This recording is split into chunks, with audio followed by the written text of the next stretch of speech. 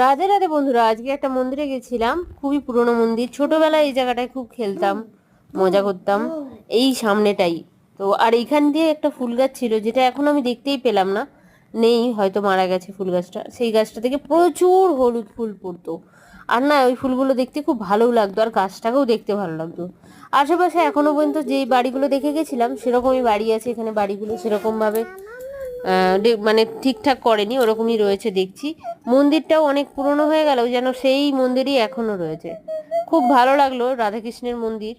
তো রাধে রাধে বলেই ওই জন্য শুরু করলাম। তো তাই তো ভাবলাম তোমাদের সাথে এই ভিডিওটা একটু শেয়ার করি। মন্দিরটা খুব ছোট্ট একটা মন্দির, কিন্তু ছোট মন্দির হলেও কি হবে, অনেক বড় স্মৃতি এটা আমার কাছে। যেহেতু আমি ওখানে গিয়ে প্রায়ই কিছুটা সময় হলেও কাটিয়েছি। খুব বছরে একটা সময় এখানে বেশ অনুষ্ঠান হতো, প্রোগ্রাম হতো, কীর্তন হতো। এখন আর সেইভাবে কিছুই আর হয় না, কিন্তু তবুও মনে আছে। এই জন্যই তোমাদের সাথে শেয়ার করলাম।